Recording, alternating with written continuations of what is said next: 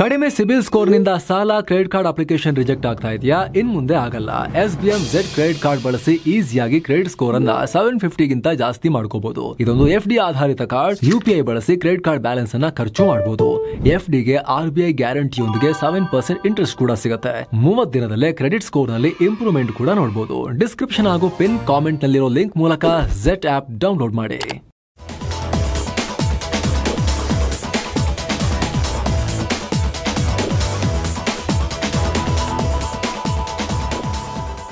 Hi friends, ಇದು mastmaga.comನ international bulletin ಸುತ್ತು ಜಗತ್ತು. ನಾನು ಅಮರ್ ಪ್ರಸಾದ್. ವಿಶ್ವಸಂಸ್ಥೆಯಲ್ಲಿ ಪ್ಯಾಲೆಸ್ತೇನ್ ಪರವಾಗಿ ಮತ ಹಾಕಿದೆ ಭಾರತ. ಕತಾರ್ ಮೇಲೆ ಇಸ್ರೇಲ್ ದಾಳಿ ಮಾಡಿದ ಬೆನ್ನಲ್ಲೇ ಜಾಗತಿಕವಾಗಿ ಇಸ್ರೇಲ್ ತೀವ್ರ ಟೀಕೆಗೂ ಗುರಿಯಾಗ್ತಾ ಇದೆ. ನಾನಾ ಕಡೆ ಪ್ರತಿಭಟನೆ, ಇಸ್ರೇಲ್ ವಿರೋಧಿ ಅಭಿಯಾನ ಕೂಡ ನಡೀತಾ ಇದೆ. ಈ ನಡುವೆ ವಿಶ್ವಸಂಸ್ಥೆಯಲ್ಲಿ ಭಾರತ ಕೂಡ ಇಸ್ರೇಲ್ ವಿರುದ್ಧ ಪ್ಯಾಲೆಸ್ತೇನ್ ಪರವಾಗಿ ವೋಟ್ ಹಾಕಿದೆ. ಇತ್ತೀಚೆಗಷ್ಟೇ ಇಸ್ರೇಲ್ ಪ್ರಧಾನಿ, ನಾವು ಪ್ಯಾಲೆಸ್ತೇನ್ ರಾಷ್ಟ್ರವನ್ನ ಇಲ್ಲ ಮಾಡ್ತೀವಿ, ಖಾಲಿ ಮಾಡ್ಬಿಡ್ತೀವಿ, ಝೀರೋ ಇಲ್ಲ, ಅದು ಆ ರೀತಿ ಮಾಡ್ತೀವಿ, ಪ್ಯಾಲೆಸ್ತೇನ್ ರಾಷ್ಟ್ರ ಅನ್ನೋದನ್ನ ನಾವು ಇರೋಕೆ ಬಿಡೋದಿಲ್ಲ ಅಂತ ಓಪನ್ ಸ್ಟೇಟ್ಮೆಂಟ್ ಕೊಟ್ಟಿದ್ರು. ಇದರ ಬೆನ್ನಲ್ಲೇ ಫ್ರಾನ್ಸ್ ಮತ್ತು ಸೌದಿ ಅರೇಬಿಯಾ ಪ್ಯಾಲೆಸ್ತೇನ್ ಸ್ವತಂತ್ರ ರಾಷ್ಟ್ರಕ್ಕಾಗಿ 2 ಸ್ಟೇಟ್ ಸೊಲ್ಯೂಷನ್ಗೆ ನ್ಯೂಯಾರ್ಕ್ ಡಿಕ್ಲರೇಷನ್ ಮಂಡಿಸಿದ್ರು. ಇದಕ್ಕೆ ಭಾರತ ಬೆಂಬಲ ಕೊಟ್ಟು ವೋಟ್ ಮಾಡಿದೆ. ಈ ಡಿಕ್ಲರೇಷನ್ ನಲ್ಲಿ ಹಲವು ಇಂಪಾರ್ಟೆಂಟ್ ಅಂಶಗಳನ್ನ ಉಲ್ಲೇಖ ಮಾಡಲಾಗಿತ್ತು. ಮೊದಲನೇದಾಗಿ, ತಕ್ಷಣಕ್ಕೆ ಗಾಜಾದಲ್ಲಿ ಯುದ್ಧ ಕೊನೆಗೊಳಿಸೋಕೆ ಕ್ರಮ ಕೈಗೊಳ್ಳೋದು, ಜೊತೆಗೆ ಹಮಸ್ಗಳಿಲ್ಲದೆ ಪ್ಯಾಲೆಸ್ತೇನ್ ಸರ್ಕಾರವನ್ನು ರಚಿಸೋದು, ಹಮಸ್ಗಳನ್ನು ಆಚೆ ಇಟ್ಟು ಬೇರೆ ಹಮಸ್ ರಹಿತ ಪ್ಯಾಲೆಸ್ತೇನ್ ಸರ್ಕಾರ, ಹಾಗೆ 2 ಸ್ಟೇಟ್ ಸೊಲ್ಯೂಷನ್ ಅನ್ನ ಇಂಪ್ಲಿಮೆಂಟ್ ಮಾಡಿ ಇಸ್ರೇಲ್ ಪ್ಯಾಲೆಸ್ತೇನ್ 2 ಇಂಡಿಪೆಂಡೆಂಟ್ ಕಂಟ್ರಿ ಇರೋ ತರ ಮಾಡಿ ಸಂಘರ್ಷವನ್ನ ಎಂಡ್ ಮಾಡೋದು, ಪ್ಯಾಲೆಸ್ತೇನಿಗಳಿಗೆ ಮತ್ತು ಇಸ್ರೇಲಿಗರಿಗೆ ಒಳ್ಳೆ ಭವಿಷ್ಯ ನಿರ್ಮಾಣ ಮಾಡೋದಕ್ಕೆ ಅವಕಾಶ, ಹೀಗೆ ಸಾಕಷ್ಟು ಪ್ರಸ್ತಾವನೆ ಇಡಲಾಗಿತ್ತು. ಅಲ್ಲದೆ ಇಸ್ರೇಲ್ ನಾಯಕರು 2 ಸ್ಟೇಟ್ ಸೊಲ್ಯೂಷನ್ಗೆ ಸ್ಪಷ್ಟವಾದ ಕಮಿಟ್ಮೆಂಟ್ ತೋರಬೇಕು ಅಂತ ಕೂಡ ಇದರಲ್ಲಿ ಆಗ್ರಹ ಮಾಡಲಾಗಿತ್ತು. ಪೂರ್ವ ಜೆರುಸಲಂ ಮತ್ತು ಆಕ್ರಮಿತ ಪ್ಯಾಲೆಸ್ತೇನ್ ಪ್ರದೇಶಗಳಲ್ಲಿ ಇಸ್ರೇಲ್ ಜಾಗ ಖಾಲಿ ಮಾಡಬೇಕು, ಸೆಟಲ್ಮೆಂಟ್ ನಿರ್ಮಾಣ, ಹಿಂಸಾಚಾರ, ಬಲವಂತದ ಸ್ಥಳಾಂತರ ಹಾಗೂ ಸ್ವಾಧೀನಪಡಿಸಿಕೊಳ್ಳೋದನ್ನ ನಿಲ್ಲಿಸಬೇಕು ಅಂತ ಇಸ್ರೇಲ್ಗೆ ಒತ್ತಾಯ ಮಾಡಲಾಗಿತ್ತು. ಜೊತೆಗೆ ಹಮಸ್ ಮಾಡಿದ ಕಳೆದ ಅಕ್ಟೋಬರ್ 7ರ ದಾಳಿಯನ್ನ ಖಂಡಿಸಲಾಗಿತ್ತು. ಹಾಗೆ ಹಮಸ್ ಎಲ್ಲ ಇಸ್ರೇಲಿ ಒತ್ತೆಯಾಳುಗಳನ್ನ ಬಿಡುಗಡೆ ಮಾಡಬೇಕು ಅಂತ ಹೇಳಲಾಗಿತ್ತು. ಒಟ್ಟಾರೆ ಇಸ್ರೇಲ್ ಇತ್ತೀಚೆಗೆ ಮಾಡ್ತಿರೋ ದಾಳಿಗಳ ವಿರುದ್ಧ ಮತ್ತು ಕೊಡ್ತಿರೋ ಹೇಳಿಕೆಗಳ ವಿರುದ್ಧ ಈ ರೆಸಲ್ಯೂಷನ್ ಇತ್ತಿದ್ದು. ಇದರ ಪರವಾಗಿ ಭಾರತ ಸೇರಿದ ಹಾಗೆ 142 ರಾಷ್ಟ್ರಗಳು ವೋಟ್ ಹಾಕಿವೆ. 12 ರಾಷ್ಟ್ರಗಳು ಮಾತ್ರ ಡಿಕ್ಲರೇಷನ್ಗೆ ಗೈರು ಹಾಜರಾಗಿವೆ. ಅಮೆರಿಕ, ಇಸ್ರೇಲ್, ಹಂಗೇರಿ, ಅರ್ಜೆಂಟೀನಾ ಸೇರಿದಂತೆ 10 ರಾಷ್ಟ್ರಗಳು ಡಿಕ್ಲರೇಷನ್ ವಿರುದ್ಧ ವೋಟ್ ಹಾಕಿವೆ. ಅಂದಹಾಗೆ ಭಾರತ ಈ ಹಿಂದಿನಿಂದಲೂ 2 ಸ್ಟೇಟ್ ಸೊಲ್ಯೂಷನ್ಗೆ ಸಪೋರ್ಟ್ ಮಾಡ್ತಾ ಬಂದಿದೆ. ಇಂಡಿಪೆಂಡೆಂಟ್ ಇಸ್ರೇಲ್ ಅನ್ನೋ ಒಂದು ಕಂಟ್ರಿ, ಹಾಗೆ ಪ್ಯಾಲೆಸ್ತೇನ್ ಅನ್ನೋ ಇನ್ನೊಂದು ಕಂಟ್ರಿ, ಎರಡೂ ಇರಬೇಕು, ಇಬ್ಬರಿಗೂ ನೆಲೆ ಇರಬೇಕು ಅನ್ನೋದು ಭಾರತದ ನಿಲುವು. ಮುಂಚಿನಿಂದಲೂ ಕೂಡ ಅದನ್ನು ಕಂಟಿನ್ಯೂ ಮಾಡಿದೆ ಭಾರತ. ಹಾಗೆ ಹಮಸ್ಗಳ ವಿರುದ್ಧ ಇಸ್ರೇಲ್ ಹೋರಾಟಕ್ಕೂ ಕೂಡ ಸಪೋರ್ಟ್ ಮಾಡ್ತೀವಿ ಅಂತ ಹೇಳಿದೆ. ಹಮಸನ ಸಪೋರ್ಟ್ ಮಾಡಿಲ್ಲ, ಹಮಸನ ಉಗ್ರರು ಅಂತ ಕರೆದಿದೆ ಭಾರತ. ಹಮಸ್ ನಿರ್ಮೂಲನೆ ಮಾಡೋಕೆ ಇಸ್ರೇಲಿಗೆ ಸಪೋರ್ಟ್ ಇದೆ. ಆದರೆ ಪ್ಯಾಲೆಸ್ತೇನ್, ಹಮಸ್ ರಹಿತ ಪ್ಯಾಲೆಸ್ತೇನ್ ಒಂದು ಇಂಡಿಪೆಂಡೆಂಟ್ ಕಂಟ್ರಿ ಮತ್ತು ಆಡಳಿತಕ್ಕೆ ಭಾರತ ಸಪೋರ್ಟ್ ಇದೆ ಅಂತ ಹೇಳಿದೆ. ಇನ್ನು ಇತ್ತೀಚೆಗಷ್ಟೇ ಕತಾರ್ ಮೇಲಿನ ಇಸ್ರೇಲ್ ದಾಳಿಗೆ ಭಾರತ ಅವಾಗಲೂ ಕೂಡ ಖಂಡನೆ ವ್ಯಕ್ತಪಡಿಸಿತ್ತು. ಇದೇ ವೇಳೆ ನಾವು ಭಯೋತ್ಪಾದನೆ ವಿರುದ್ಧ ದೃಢವಾಗಿ ನಿಲ್ತೀವಿ ಅಂತ PM ಬ್ಯಾಲೆನ್ಸ್ಡ್ ಹೇಳಿಕೆ ಕೊಟ್ಟಿದ್ರು. ಈಗ ವಿಶ್ವಸಂಸ್ಥೆಯ ರೆಸಲ್ಯೂಷನ್ ನಲ್ಲೂ ಇದನ್ನ ಭಾರತ ಕಂಟಿನ್ಯೂ ಮಾಡಿದೆ. ಇತ್ತ ನ್ಯೂಜಿಲೆಂಡ್ನ ಆಕ್ಲೆಂಡ್ ನಗರದಲ್ಲಿ ಪ್ಯಾಲೆಸ್ತೇನ್ ಪರವಾಗಿ ದೊಡ್ಡ ಪ್ರತಿಭಟನೆ ಮಾಡಲಾಗಿದೆ. ಮಾರ್ಚ್ ಫಾರ್ ಹ್ಯುಮ್ಯಾನಿಟಿ ಹೆಸರಲ್ಲಿ ರ್ಯಾಲಿ ನಡೆಸಲಾಗಿದೆ. 20,000ಕ್ಕೂ ಅಧಿಕ ಜನ ಪಾಲ್ಗೊಂಡಿದ್ದಾರೆ. ಈ ಪ್ರತಿಭಟನೆಯಲ್ಲಿ ಪ್ಯಾಲೆಸ್ತೇನ್ ಧ್ವಜ ಮತ್ತು ಬ್ಯಾನರ್ನ ಪ್ರದರ್ಶಿಸಲಾಗಿದೆ.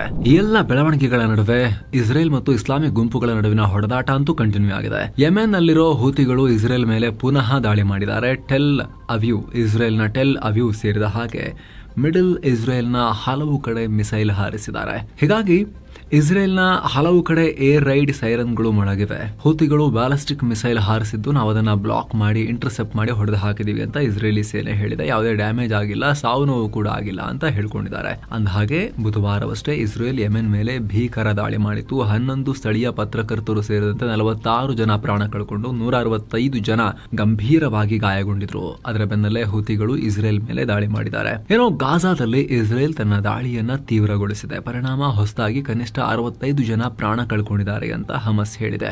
ಇನ್ನು ಹಮಸ್ ಲೀಡರ್ಗಳನ್ನ ಗುರಿಯಾಗಿಸಿ ಇಸ್ರೇಲ್ ಕತಾರ್ ಮೇಲೆ ಏರ್ ಸ್ಟ್ರೈಕ್ ಮಾಡಿತ್ತು. ಆದರೆ ಈ ಏರ್ ಸ್ಟ್ರೈಕ್ ನಲ್ಲಿ ಹಮಸ್ನ ಲೀಡರ್ ಮತ್ತು ಚೀಫ್ ನೆಗೋಷಿಯೇಟರ್ ಖಾಲಿಲ್ ಅಲ್ ಹಯ್ಯಾ ಪ್ರಾಣ ಕಳ್ಕೊಂಡಿಲ್ಲ ಅಂತ ಹಮಸ್ ಹೇಳಿದೆ. ಖಾಲಿಲ್ ಇಸ್ರೇಲ್ ದಾಳಿಯಲ್ಲಿ ಮೃತಪಟ್ಟಿದ್ದ ತಮ್ಮ ಮಗ ಹಮಾಮ್ನ ಅಂತಿಮ ಸಂಸ್ಕಾರದಲ್ಲಿ ಪಾಲ್ಗೊಂಡಿದ್ರು ಅಂತ ಹಮಾಸ್ ಸ್ಪಷ್ಟೀಕರಣ ಕೊಟ್ಟಿದೆ. ಜೆನ್ಜಿ ಯುವಕರ ಪ್ರತಿಭಟನೆಯಿಂದಾಗಿ ಅರಾಜಕತೆ ಸೃಷ್ಟಿಯಾಗಿದೆ. ನೇಪಾಳಕ್ಕೆ ಕೊನೆಗೂ ಶಾಂತಿಯ ಸ್ಪರ್ಶ ಆಗಿದೆ. ನೇಪಾಳಕ್ಕೆ ಹೊಸ ನಾಯಕಿ ಬಂದಿದ್ದಾರೆ. ನೇಪಾಳ ಸುಪ್ರೀಂ ಕೋರ್ಟ್ನ ಮಾಜಿ ಮುಖ್ಯ ನ್ಯಾಯಮೂರ್ತಿ ಸುಶೀಲಾ ಕರ್ಕಿ ನೇಪಾಳ ಮಧ್ಯಂತರ ಸರ್ಕಾರದ ಪ್ರಧಾನಿಯಾಗಿ ಪ್ರಮಾಣ ವಚನ ಸ್ವೀಕರಿಸಿದ್ದಾರೆ. ಅಧ್ಯಕ್ಷ ರಾಮಚಂದ್ರ ಪೌಡೇಲ್ ಸುಶೀಲಾರಿಗೆ ಪ್ರಮಾಣ ವಚನ ಬೋಧಿಸಿದ್ದಾರೆ. ಹೊಸ ನಾಯಕಿಯ ನೇಮಕದ ಬೆನ್ನಲ್ಲೇ ನೇಪಾಳ ಸಂಸತ್ತನ್ನ ವಿಸರ್ಜಿಸಲಾಗಿದೆ. ಮುಂದಿನ 6 ತಿಂಗಳ ಒಳಗೆ ನೇಪಾಳದಲ್ಲಿ ಚುನಾವಣೆ ನಡೆಯುತ್ತೆ. ಮುಂದಿನ ವರ್ಷದ ಮಾರ್ಚ್ 5ಕ್ಕೆ ಚುನಾವಣೆ ನಡೆಯಲಿದೆ ಅಂತ ನೇಪಾಳ ಅಧ್ಯಕ್ಷರ ಪ್ರೆಸ್ ಅಡ್ವೈಸರ್ ಕಿರಣ್ ಪೋಖ್ರೆಲ್ ಹೇಳಿದ್ದಾರೆ. ಈ ಮೂಲಕ ಮುಂದಿನ ಮಾರ್ಚ್ ವರೆಗೆ ಸುಶೀಲಾ ಕಾರ್ಕಿ ನೇಪಾಳವನ್ನ ಮುನ್ನಡೆಸ್ತಾರೆ. ನೇಪಾಳದ ಮಧ್ಯಂತರ ಸರ್ಕಾರದ ರಚನೆಯನ್ನ ಭಾರತ ಸ್ವಾಗತಿಸಿದೆ. ಸುಶೀಲಾ ಕಾರ್ಕಿ ನೇತೃತ್ವದ ನೂತನ ಸರ್ಕಾರವನ್ನ ನಾವು ಸ್ವಾಗತ ಮಾಡ್ತೇವೆ. ಈ ನಡೆಯಿಂದ ನೇಪಾಳದಲ್ಲಿ ಶಾಂತಿ ಮತ್ತು ಸ್ಥಿರತೆ ನೆಲೆಸುತ್ತೆ ಅಂತ ನಾವು ಭಾವಿಸ್ತೇವೆ. ನೇಪಾಳ ನಮ್ಮ ಆತ್ಮೀಯ ನೆರೆಹೊರೆ, ಲಾಂಗ್ ಟರ್ಮ್ ಡೆವಲಪ್ಮೆಂಟ್ ಪಾರ್ಟ್ನರ್. ಉಭಯ ರಾಷ್ಟ್ರಗಳು ಮತ್ತು ನಮ್ಮ ಪ್ರಜೆಗಳ ಯೋಗಕ್ಷೇಮ ಮತ್ತು ಸಮೃದ್ಧಿಗಾಗಿ ಭಾರತ ನೇಪಾಳದೊಂದಿಗೆ ಕ್ಲೋಸ್ ಆಗಿ ಕೆಲಸ ಮಾಡುತ್ತೆ ಅಂತ ವಿದೇಶಾಂಗ ಇಲಾಖೆ ಸ್ಟೇಟ್ಮೆಂಟ್ ಕೊಟ್ಟಿದೆ.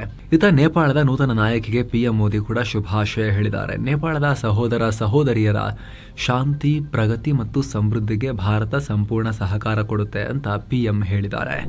ಜಗತ್ತಲ್ಲಿ ತಾನೇ ಅತಿದೊಡ್ಡ ಬುದ್ಧಿವಂತ ಅಂತ ತಾನೇ ಖುದ್ದು ಸ್ವಂತ ಭಾವಿಸಿರೋ ಡೊನಾಲ್ಡ್ ಟ್ರಂಪ್ ಈಗ ಒಂದು ಕಟುವಾದ ಸತ್ಯವನ್ನ ಒಪ್ಕೊಂಡಿದ್ದಾರೆ. ನನ್ನಿಂದಾಗಿನೇ ಭಾರತ ಅಮೆರಿಕ ಸಂಬಂಧ ಹಾಳಾಯಿತು ಅಂತ ಒಪ್ಕೊಂಡಿದ್ದಾರೆ. ರಷ್ಯಾ ತೈಲ ಖರೀದಿ ವಿಚಾರವಾಗಿ ಭಾರತದ ಮೇಲೂ ಟ್ಯಾರಿಫ್ ಹಾಕಿದೆ. ಇದರಿಂದ ನಮ್ಮ ಸಂಬಂಧದಲ್ಲಿ ಬಿರುಕು ಉಂಟಾಯಿತು ಅಂತ ಒಪ್ಕೊಂಡಿದ್ದಾರೆ. ಇದೇ ವೇಳೆ ಭಾರತ ರಷ್ಯಾದ ಅತಿದೊಡ್ಡ ತೈಲ ಖರೀದಿದಾರ.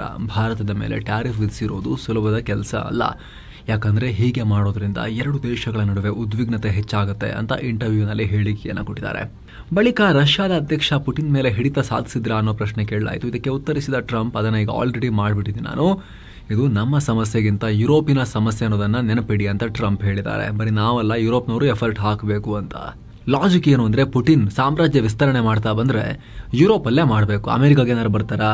ನೆಕ್ಸ್ಟ್ ಪೋಲೆಂಡು, ಆಮೇಲೆ ಜರ್ಮನಿ, ಆಮೇಲೆ ಫ್ರಾನ್ಸ್, ಯುರೋಪ್ ಇವರಿಗೆಲ್ಲ ಸಮಸ್ಯೆ ಕೊಡಬೇಕು ಅಲ್ವಾ? ಮ್ಯಾಪ್ ನೋಡಿ ನೀವು. ಈ ರಾಷ್ಟ್ರಗಳ ಮೇಲೆ ಸಮಸ್ಯೆ ಕೊಡಬೇಕು. ಅಮೆರಿಕಾಗೆ ಏನು ಸಮಸ್ಯೆ ಕೊಡ್ತಾರೆ? ಏನೂ ಕೊಡೋಕ್ಕಾಗಲ್ಲ. ಬಹಳ ದೂರದಲ್ಲಿದ್ದೀವಿ ನಾವು. ಅಲಾಸ್ಕಾದಲ್ಲೂ ಕೂಡ ನಾವೇ ಬಂದು ಕೂತ್ಕೊಂಡಿದ್ದೀವಿ. ನಮಗೆ ಅಡ್ವಾಂಟೇಜ್ ಇದೆ.